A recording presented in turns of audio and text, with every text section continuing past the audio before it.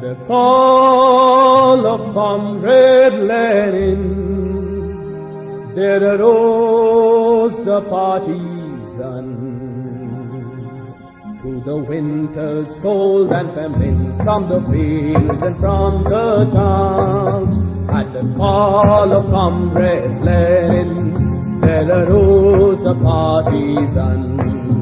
At the call of Comrade Lenin, there arose the partisan. भूख सर्दी मौत से लड़कर, गाँव और शहर से होकर, कॉमरेड लेनिन के आह्वान चले मुक्ति सेना दल। कॉमरेड लेनिन के आह्वान चले मुक्ति सेना दल। भूख सर्दी मौत से लड़कर, गाँव और शहर से होकर, कॉमरेड लेनिन के आह्वान चले मुक्ति सेना दल। कॉमरेड लेनिन के आह्वान चले मुक्ति सेना दल। They destroyed the White Guard forces, and to hell the bandits they hurled, and on Pacific Ocean the workers' flag unfurled, and on Pacific Ocean the workers' flag unfurled. नरक के द्वार पे भाई, दुश्मन के हर दस्ते, शान सागर के ऊपर फहराए लाल झंडे। शान सागर के ऊपर फहराए लाल झंडे। नरक के द्वार पे भाई, दुश्मन के हर दस्ते, शान सागर के ऊपर फहराए लाल झंडे। शान सागर के ऊपर फहराए लाल झंडे।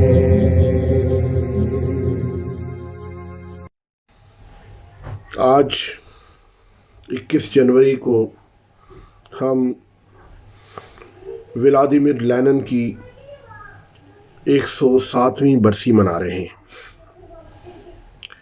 21 जनवरी 1924 को बाल्शविक इनकलाब का बानी और मार्क्सिज्म को इनकलाबी जहद देकर रुखसत होने वाला व्लादिमीर लेनिन आज भी बहुत सारे लोगों को इंस्पायर करता है। आज के दिन के मुनासबत से मैंने सोचा है कि अपने दोस्तों से एक तो लेनिन पर लिखी अली सरदार जाफरी की एक नज़्म जो 1949 में उनकी नज़मों के मजमूए की किताब जिसका उन्वान था खून की लकीर में शाया हुई, और जब ये किताब शाया हुई तो नाशिर ने अपने इस किताब के शुरू में एक नोट लिखा। उसने लिखा कि इस किताब का दिबाचा अली सरदार जाफरी साहब ने वादा किया था कि वो खुद लिखेंगे, लेकिन पब्लिक सेफ्टी ऑर्डर के तहत वो नज़रबंद हो गए, लिहाजा इस किताब को उनके दिबाचे के बगैर ही शाया किया जा रहा है। ये किताब नौ Hind publisher limited company Bombay से शाया हुई और इसकी गालिबन ये सफ़ा 93 और 94 पर लेनिन के नाम से एक नज़्म है। अली सरदार जाफरी ने ये नज़्म लिखी।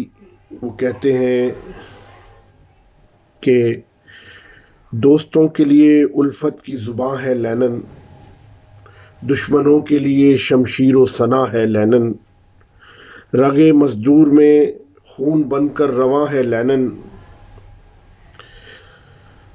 دل پہ سرمائے کے ایک سنگ گراں ہے لینن، کشتے دہقاں کے لیے باد بہاری کا پیغام، شہر یاری کے لیے برق تپاں ہے لینن، سرخ فوجوں کے تجمل میں جھلک ہے اس کی، نوجوانوں کے ارادوں میں جواں ہے لینن، جس قوم نے ہر ملک کو سیراب کیا، سرخ میں خانے کا وہ پیر مغاں ہے لینن، جس کی ہر بات ہے تفسیر حیات ابدی، جس کو ہر شخص نے سمجھا وہ زباں ہے لینن، جس پہ شاہد ہے سمرقند و بخارا کا شکو، جس پہ شاہد ہے سمرقند و بخارا کا شکو، وہ ہنرمند و مملوء جاں ہے لینن، ظلمت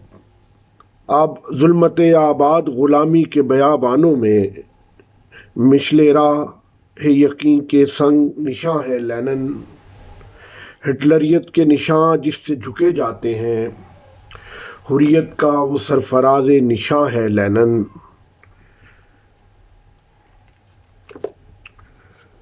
روس میں صنعت کی پسماندگی کی وجہ سے مزدور تحریک 90 کی دہائی میں شروع ہوئی تھی۔ یہ وہ زمانہ تھا جب کہ دوسرے ممالک میں مزدور جد و جہد پہلے ہی سے ترقی پکڑ چکی تھی۔ عظیم فرانسیسی انقلاب کا تجربہ ہو چکا تھا، جس میں 1848 کا سرمایہ دارانہ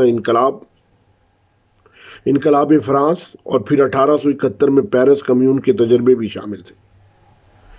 مزدور تحریک کے عظیم نظریاتی رہنما مارکس اور اینگلس انقلابی جد و جہد کی آگ میں خوب روشن نظر آتے تھے۔ سماجی ترقی کی سمت، سرمایہ دارانہ سماج کا انتشار، اشتراکی سماج کے قیام کے امکان، نئی سماجی صورتیں کون سا راستہ اختیار کر سکتی ہیں، طبقاتی جد و جہد کے راستے، ان سب چیزوں کے بارے میں مارکس کی تعلیمات میں تذکرہ موجود تھا۔ انہوں نے اس جد و جہد میں پرولتاریہ مزدور کے کردار کو منکشف کر دیا تھا اور بتایا تھا کہ آخری فتح محنت کش طبقے کی ہوگی۔ ہماری مزدور تحریک مارکسزم کے نعرے تلے پھلی پھولی تھی، لیکن اس نے اپنا راستہ آنکھیں بند کر کے طے نہیں کیا تھا، مگر اس کا مقصد اور راستہ دونوں ہموار تھے۔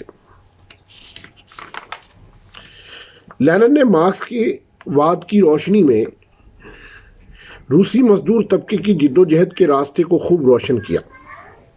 مارکس کی وفات کو 50 سال گزر گئے، لیکن ہماری جماعت کے لیے مارکس واد آج بھی عمل کے لیے رہنما کی طرح ہے۔ لینن کی فکر مارکس واد کی ترقی کے سوا کچھ نہیں ہے، وہ اسے مزید گہرائی بخشتی ہے۔ یہ لینن کی بیوی کروپسکایا اپنی ایک تحریر میں ہمیں بتا رہی ہیں کہ مارکس کو کیسے لینن نے اسٹڈی کیا تھا۔ وہ کہتی ہیں کہ اس لیے لینن نے مارکس کو کیسے پڑھا کا جو سوال ہے وہ آج بھی دلچسپی کا حامل ہے۔ لینن کا مطالعہ مارکس انتہائی حیران کن تھا۔ 1893 میں جب وہ سینٹ پیٹرسبرگ آیا تو اس نے ہم سب کو حیران کر دیا۔ ہم سب مارکس اور اینگلس کے کام کا وسیع مطالعہ رکھنے والے مارکس وادی تھے جو اس کے مطالعے سے حیران رہ گئے تھے۔ 90 کے عشرے میں جب مارکس وادی اسٹڈی سرکل بننے شروع ہوئے تو سب سے زیادہ جو کتاب زیر مطالعہ رہی وہ مارکس کی کتاب سرمایہ کی جلد اول تھی۔ سرمایہ کتاب کا حصول ممکن تھا لیکن چند مشکلات کے ساتھ، لیکن مارکس کی دوسری کتابوں کے ساتھ معاملہ انتہائی برا تھا۔ ان کا حصول انتہائی مشکل تھا، لیکن مطالعاتی حلقوں کے بہت سے اراکین نے تو کمیونسٹ مینیفیسٹو تک نہیں پڑھا ہوا تھا۔ مثال کے طور پر میں نے اسے پہلی بار 1895 میں جرمن زبان میں پڑھا جب میں جلا وطنی کاٹ رہی تھی۔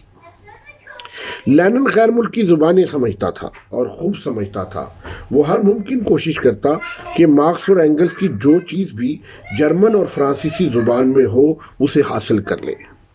ماریا ایلنیچنا الیانوفا بتاتی ہیں کہ فلسفے کے افلاس یعنی پاورٹی آف فلسفی اس نے اپنی بہن وولگا کے ساتھ فرانسیسی زبان میں پڑھی تھی. اسے زیادہ تر چیزیں جرمن زبان میں پڑھنا پڑی تھیں. اس نے مارکس اور اینگلس کی جو تحریریں اسے زیادہ دلچسپ لگتیں ان کے اہم جز خود روسی زبان میں ترجمہ کیے تھے. اس کا پہلا بڑا علمی کام غیر قانونی طور پر 1894 میں شائع ہوا اور وہ تھا عوام کے دوست کون ہیں، Who are friends of the people. اس کتاب میں communist manifesto, the critique of political economy, the poverty of فلسفی، German ideology, the letter of Marx to Ruge in 1843، Engels کی کتاب اینٹی ڈیورنگ اور the origin of the family, private property and the state, the friend of the people کے حوالے ملتے ہیں. The friend of the peoples نے اس وقت کے مارکس وادی دانشوروں کی مارکس واد فکر کو بہت زیادہ وسیع کیا، جن کی مارکس کے علمی کام سے شناسائی بہت محدود تھی. لینن کا اگلا علمی کام the economic content of teaching of the narodnik and a criticism of them in the book of Stroff میں ہم 18th Brumaire of Louis Bonaparte, Civil War in France, the criticism of the Gotha program سے لے کر capital کی دوسری اور تیسری جلد کے حوالے پاتے ہیں.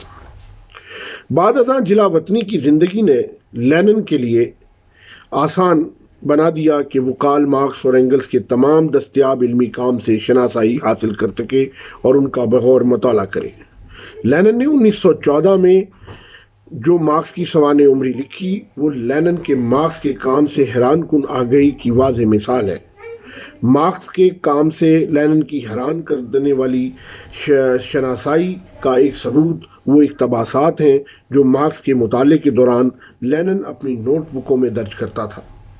لینن انسٹیٹیوٹ کے پاس لینن کی کئی نوٹ بک موجود ہیں جن میں مارکس کی کتابوں سے اقتباس بھرے پڑے ہیں. لینن ان اقتباسات کو اپنے کام میں استعمال میں لاتا تھا.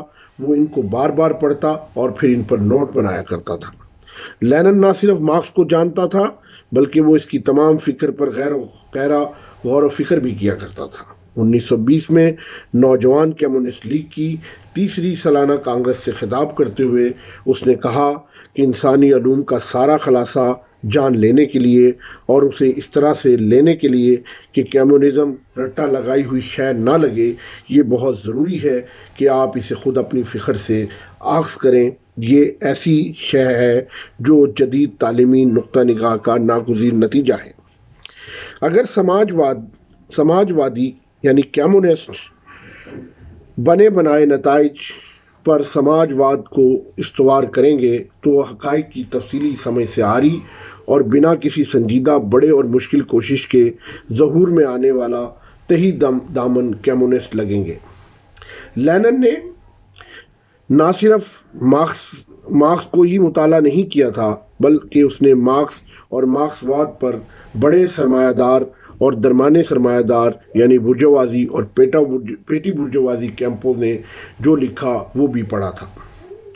ان سے مناظرے میں وہ مارکس واد کے بنیادی موقف کی وضاحت کرتا ہے. اس کا پہلا بڑا علمی کام Who are the friends of the people and how they fight against the social democrats رسالے رشین ویلتھ مارکس وادیوں کے خلاف شائع ایک مضمون کا جواب تھا جس میں اس نے انقلاب دشمنوں اور مارکس کے نظریات کے درمیان لکیر کھینچ کر رکھ دی تھی. دوسرے بڑے کام میں اس نے اسٹروف اور مارکس کے خیالات میں فرق دکھایا تھا.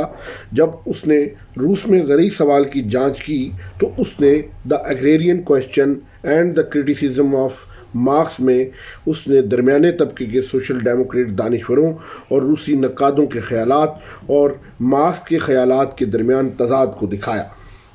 لینن کا مجموعہ تصانیف جلد 19 میں موجود مضامین، اقتباسات، تقاریر، تصورات برائے مضامین اس کی محنت کا پتہ دیتے ہیں.